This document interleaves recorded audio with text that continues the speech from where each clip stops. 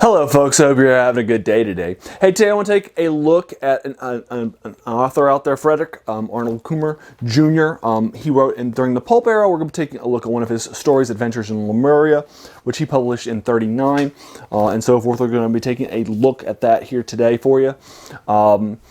It's an interesting story, so we'll take a look at it.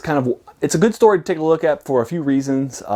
So I'll do a little bit of an unpacking for you. It's also a good example of some of the influences that were happening by the late 30s and early 40s in fantasy and other sort of speculative fiction that's out there. So I want to take a look at it. Now, I came to this book because it publishes about 4 or 5 stories by Manly Wade Wellman. This recent collection of stories of people that are set in Atlantis and Lemuria.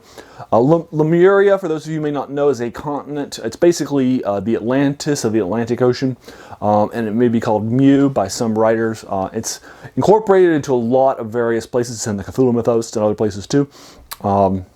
It's pretty common to have people write there. And write stories there. It basically started off and became big after the ruins of Nan Madol were really popularized in modern press. There are these ruins on this artificial island out in the area of Polynesia near the island of Pohnpei. And so as a result of that, and nobody knows where it came from, there's gigantic ruins that are out there. There's just a question about what civilization would have put an artificial island out there of this big giant stuff. Obviously it captured the imagination of a lot of people, and a lot of people wrote about it. And in fact, we'll talk about that and those ruins as part of the moon pool, because it's set there on those ruins, and an archaeological investigation into it, the moon pool by A. Merritt, in one of my previous reviews. That's where a lot of this sort of Lemuria and Mu and so forth came about, from the Atlantic. And you see a lot of people that are going to write stories that are going to be set there, or where that was a previous thing. So what we're going to do, take a look today, is we're going to take a look at Adventures in Lemuria by, again, Frederick Arnold Kummer Jr. Now, Frederick Arnold Kummer Jr., I tried to do some research to find out some more information about him, because he was a writer during the pulp era, and it's hard to find some information about him. It appears to be not the biggest name out there. It's hard to find information about him. I mean, I can tell you that the city he was born in is the city I currently live in, Catonsville, Maryland. His dad was also a writer in the pulp era too, before him, so it seems like he came from that sort of writing. He wrote a few different, probably wrote about 20 or 25 stories that I could find, but not that many. But anyway, this story he wrote for the first issue of a new magazine that had just came out. It was for the first issue of a magazine called Fantastic Adventures.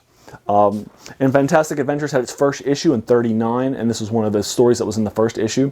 The follow-up issue, issue number 2, the first issue got a lot of credits. You can actually read a Manly Wade Wellman thing where he wrote in saying about how all the stories were great and high quality stuff. And this was actually voted in a reader's poll as the second favorite story of the readers in the debut issue of Fantastic Adventures. They actually demanded some additional follow-up stuff, so we have 2 more stories written in Lemuria, but there's going to be a change in character that happens. The first character, and the first story is actually really good, and I like it. That's why I'm bringing it to your attention, and this writer to your attention as well.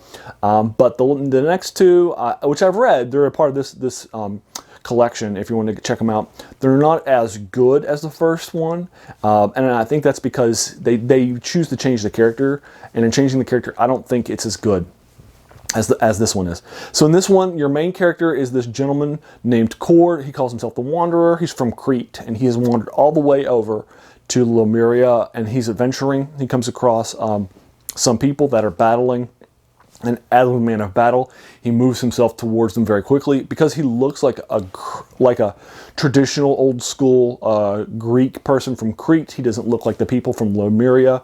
He has a different coloration of skin, hair color, and so forth. He's blonde and some other folks. So anyway, you're having that happening at the same time as these various things are going on. And what you wind up happening is that you have a number of these characters that are out there that are adventuring and fighting. So he throws himself into it because he sees a fight going on, and that's what he likes to do. He likes to fight.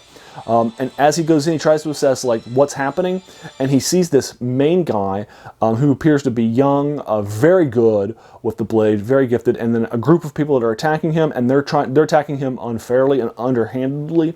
So he knows instantly that he wants to go and support and defend the one guy who's very high quality, very skilled, and so forth. So he wants to go and defend that guy against these attackers that clearly are attacking in an underhanded and unethical manner. And he will. He'll jump in, he'll intercede on his behalf, rescue the person, find out that the person is a prince. And the prince is somebody who's just recently deposed from his kingdom, and he's seeking it back. He was deposed by his evil sister, who stabbed him in the back, and who's now taken over and become much more of a sort of traditional bad guy of the empire. Many of his local people, he thinks he's going to fight back and push back against it there. So our main character of Core is going to be helping out this person and helping basically reclaim the throne by going into the city. And their plan is he's going to go into the city, that's the main capital, sneak in, because he'll be able to get in through the gate because nobody will know who he is. And then he will be able to basically open up the gate and get it to an entrance available for this man and his army in order to set his people free and reclaim his throne from his evil sister. And that's the plan. Unfortunately, after he enters, he's discovered by one of the only survivor who identifies him, and he's going to be captured and sent off to the local gods and be sent out as a human sacrifice for them, because she has changed gods too. She's changed from the good god that was worshipped to this dark evil god that you have to send people to, resources to, and all those sorts of things, but will also give you like all these powers too if you do it. So that's what she's doing now, and now he's going to have to rescue himself and such. I'll leave it there for you. It's about 25 pages of my collection, so it's a pretty quick read. And so forth, for Fantastic Adventures, the pulp magazine that debuted in '39 with this story in it. Now, it's a very good story. It's a lot of fun. It's not the strongest wordsmithing, but there's a lot of action. You're never bored for a single paragraph. There's lots of stuff happening, lots of fights happening. And so it's a good story, and that's why I'm recommending it. And that's why I'm mentioning it to you and taking some time out of my day to talk to you about it. But I don't like what they did with the character. Moving forward, they made the character, they changed the Wanderer, even changed his name, without really giving an explanation as to what happened to the old character, or if this new one was his replacement. But the new character is basically a human from our time in the U.S., who can basically teleport back. He's an archaeologist who has this massive Cretan axe called Heklos, and he will teleport himself back to Lemuria and fight the good fight against the Lemurians. And again, I'm not a big fan of that as a sort of an archetype. He's talking like a regular person rather than somebody from this time period and so forth. It feels very much out of place. They got their inspiration from Abraham Merritt, who has much the same thing in The Ship of Ishtar.